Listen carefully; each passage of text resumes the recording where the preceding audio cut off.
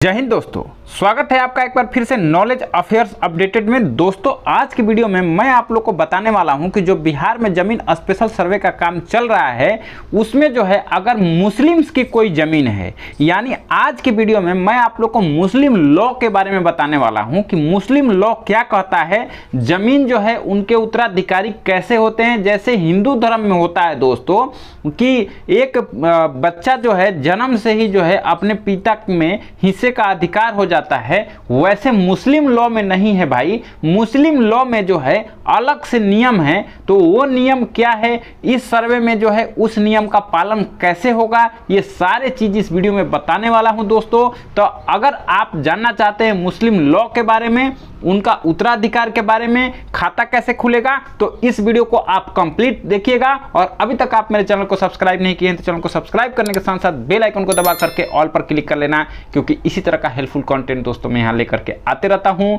तो आइए चलते हैं वीडियो की ओर। दोस्तों बात करते हैं कि मुस्लिम लैंड होल्डर यानी रैयत टेनेट के बारे में कि मुस्लिम लैंड होल्डर किसे कहा जाएगा। तो देखिए इस पर भूमि एवं राजस्व मंत्रालय का गाइडलाइन यह है दोस्तों कि मुस्लिम लॉ के अनुसार कार्रवाई होगी। तो अब आप सोच रहे होंगे कि मुस्लिम लॉ क्या है भाई। तो देखिए मैं आपको बताता हूं कि देखिए मुस्लिम लॉ वो है कि a Muslim minor oblique major son is not a land holder during the lifetime of his father. यानी जो है एक लड़का अपने वो चाहे माइनर हो या फिर मेजर हो, यानी जो है उसकी आयु बिल्कुल छोटा ही क्यों ना हो, 18 साल से कम हो या फिर जो है वो 18 साल से ऊपर का हो उसका एज, वो लैंड होल्डर यानी जो है लैंड का मालिक नहीं हो सकता है, जमीन का मालिक नहीं हो सकता है वो, जब तक कि उसके पिताजी जिंदा हैं। अपने पिता के पूरे लाइफ में जो है वो कभी भी उस जमीन का मालिक नहीं होगा। जब उनके पिता की मृत्यु हो जाएगी तभी वह जो है बच्चा उसका मालिक होगा दोस्तों। और इसका जो है एक केस का रेफरेंस भी दिया हुआ है यहाँ पर, Imamul Hasan versus state of Bihar 1982, PLJR 321 1982, BBCJ 209, AIR 1982, petition 89। दूसरा पॉइंट यह है कि Mohammedan law rights of a son during the lifetime of his father. Mohammedan law क्या है, राइट ऑफ ए सन यानी जो है एक पुत्र का अधिकार क्या है, मोहम्मडन लॉ के थ्रू अपने पिताजी का जो है लाइफ टाइम में उसका अधिकार क्या है दोस्तों। तो इस पर जो है भूमि एवं राजस्व मंत्रालय का गाइडलाइन यह है कि मुस्लिम विधि के अनुसार पैतृक भूमि पर पिता के जीवन काल में उनके वंशजों का अधिकार के संबंध में व्याख्या भी हिंदू विधि से अलग है। तो मैं आप लोग को पहले ही वीडियो में बता दिया था कि जो हिंदू विधि है उससे जो है हट के है मुस्लिम लॉ।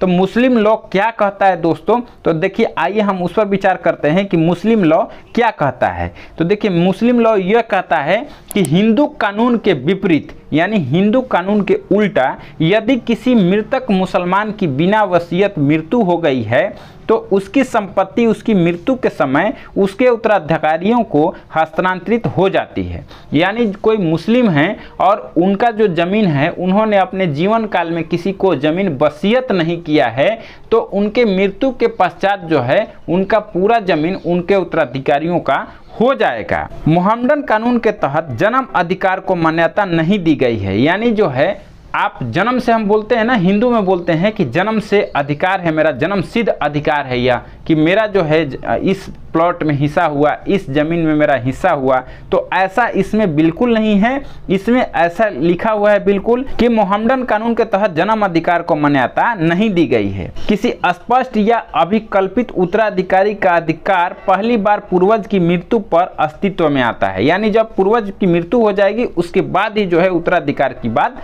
की जाएगी, और तब तक वह उस संपत्ति में किसी भी हित का हकदार नहीं होता है। यानी जब तक पूर्वज जिंदा है तब तक जो है उसमें कोई अधिकार उसका नहीं है, जिसके लिए वह उत्तराधिकारी के रूप में उत्तराधिकारी होता यदि यह पूर्वज के जीवित रहने पर सफल होता। पैरा 5 में दिया हुआ है कि एक मुस्लिम बेटे या बेटी का अपने पिता के जीवन काल में संपत्ति में कोई अधिकार या हित नहीं होता है। मुस्लिम कानून के अनुसार उन्हें अधिकार केवल पिता की मृत्यु की स्थिति में प्राप्त होता है। इमामुल हसन चौधरी बनाम बिहार राज्य EIR 1982 पटना 89 पूर्ण पीठ 1982, BBCJ 208 1982, PLJR 321 1982, BLJR 150 1982, BLJ 184। तो ये है केस का विवरण। तो उम्मीद है आप लोग को मुस्लिम लॉ समझ में आ गया होगा दोस्तों। मिलते हैं नेक्स्ट वीडियो में एक नए टॉपिक के साथ, तब तक के लिए जय हिंद।